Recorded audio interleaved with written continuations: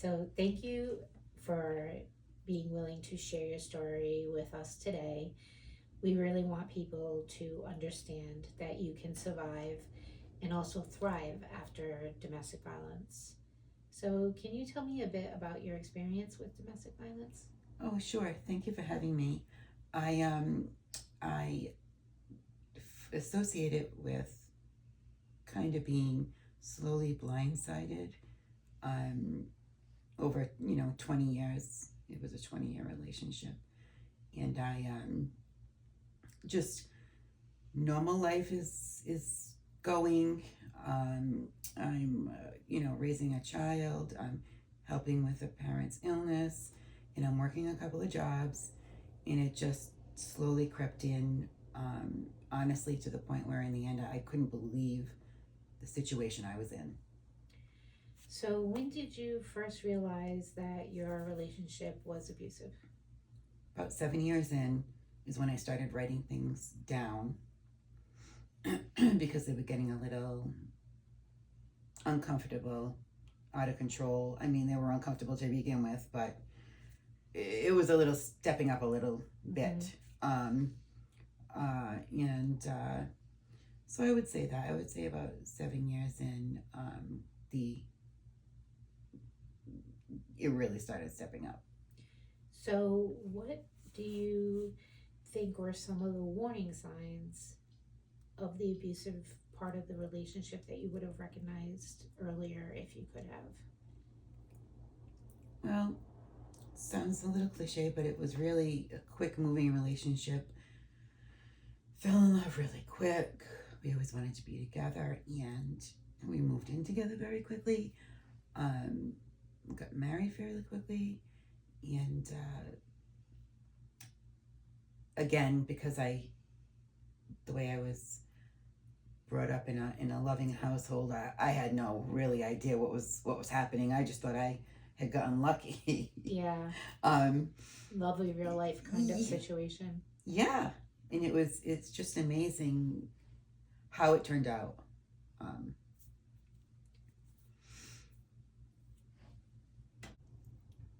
How did the abuse affect your self esteem and your mental health?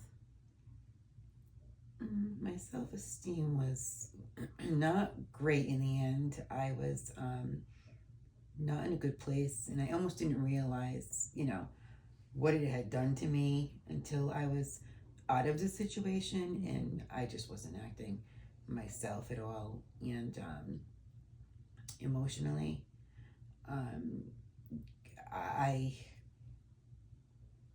thought I was being strong, but it's taxing, and it can really have an effect on your health. And as far as the emotional with the fight or flight situation, the whole cortisol thing had me, my skin conditions were really flaring up, and I didn't feel well because it gives you, tummy issues. And I remember when I first met you, um, how you presented, how you looked. And I can only say that at this point, years later, you look like a different person. And I think that that is very real, the effects of the abuse on you, physically, mentally, and emotionally. it is. I really had no idea how much it was affecting me, honestly. I was just going through life. And, I was the last man on the totem pole. I had to take care of everyone else first. And I don't regret it. Right. You surviving. So, what were some of the fears or the obstacles that made it difficult to leave? Well, I wanted my child to grow up in a family-oriented household, um, and that was a big one for me, honestly, because I thought that they were better off with the family staying together. I mean, honestly, that was like number one. That was like number one, and it was a little concerning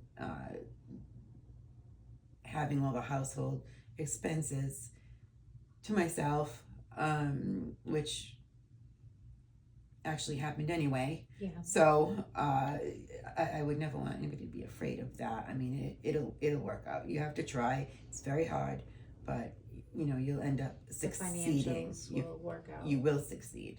You know, yeah, absolutely. So how did you cope emotionally during and after the abuse?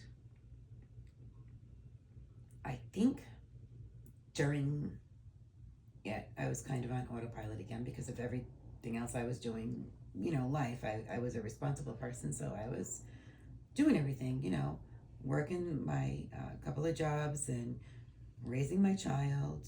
It just goes on, and so after I made sure my child was okay and getting help.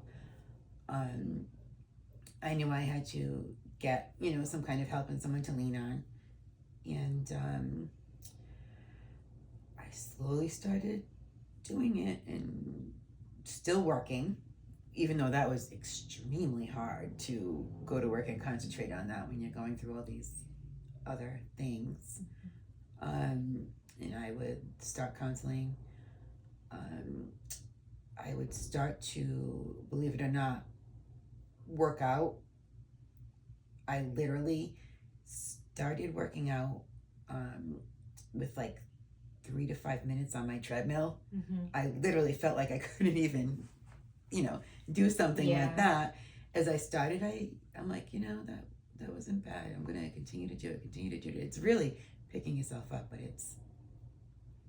it can be done for sure. What was the turning point that made you end the relationship?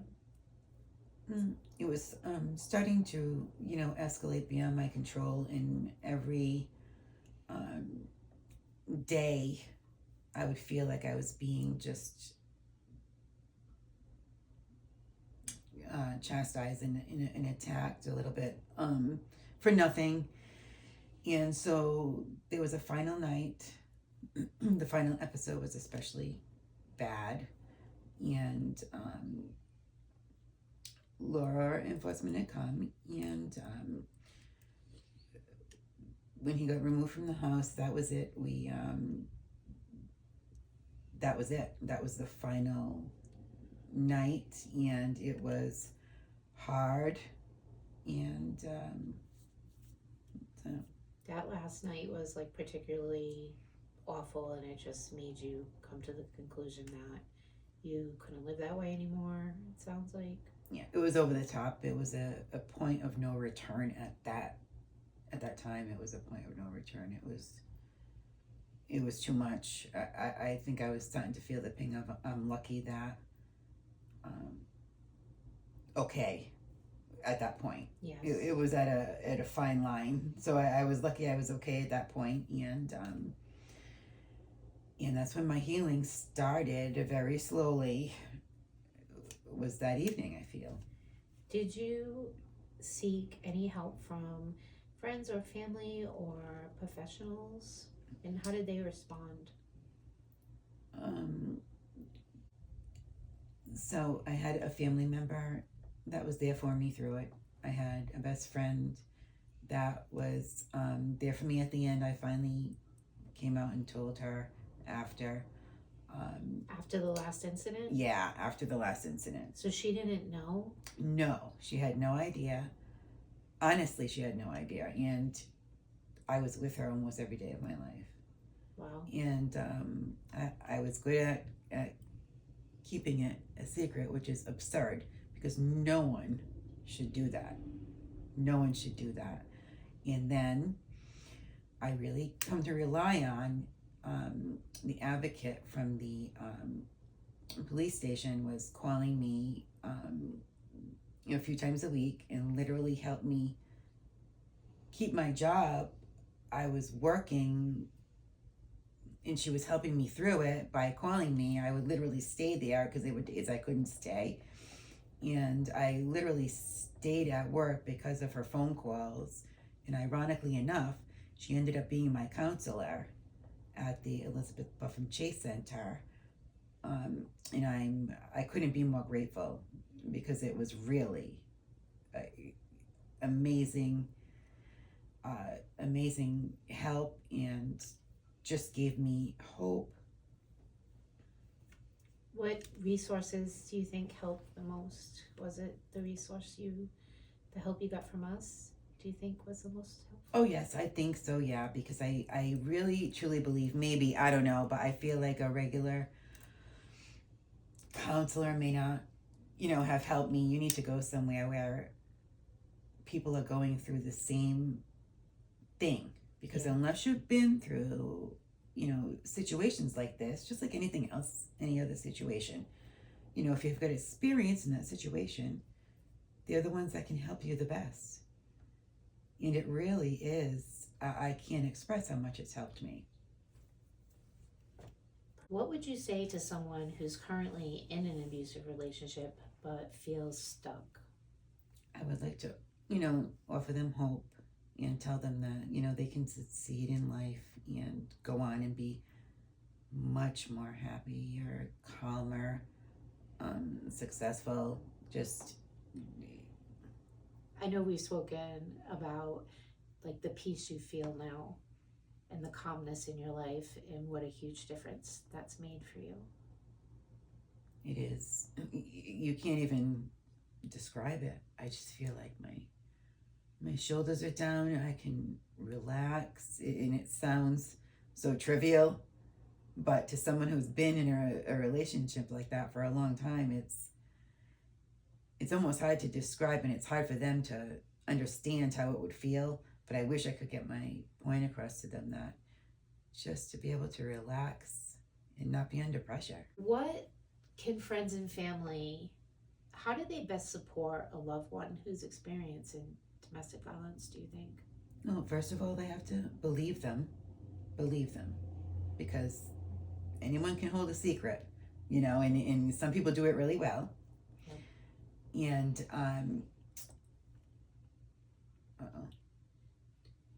like and show, I think what best is also showing that you support and love that person and that you're there for that person. Yeah, and guide them to a place that can give long-term help, because it's going to take a while. What steps would you recommend for someone preparing to leave an abusive relationship? I would say, first of all, reach out to your local DV center and speak with an advocate. Call an attorney, and then call the hotline. Even if you have a thought in your mind that you're in an abusive relationship, call the hotline just to speak with someone. Yeah, because an advocate could kind of help you, talk about your relationship and kind of realize what some of the signs of abuse are. Not everybody recognizes those right away. So the sooner you recognize, the sooner you can take action. Absolutely, and I think that help is crucial. What helped you rebuild your life after leaving? Well, my family and friends, along with my counseling, really helped me. I do that, the counseling faithfully, along with my self-care routine, which is my working out, yoga. I take care of myself a lot better. Do little things to take time for myself, and my whole life has changed. My household is happier, healthier. It's just relaxed. So the self-care part, how important is that to you in your daily life now? It's very important. It's key, because I think when you feel good, when you feel so much better, you can be there and much more present for your children, for anything you need to do, your work. I think I think it's key. Absolutely. What changed in your life after leaving the abusive relationship? Well, it took a minute, but I have a full relaxing life now. I was not relaxed for a very long time, so it's a blessing to me. My whole household is lighter and happier. And it took a minute, but I pulled myself up along with the counseling. I've got spectacular support from EBC, and I'm doing much better now. Thank you so much for sharing your story, and thank you for allowing me to be part of your amazing success story. Oh, you're welcome. Thank you. I wouldn't have done it without you. Thank you so much. It was all you, but I was glad to be here to support you through it. And you did. Thank you.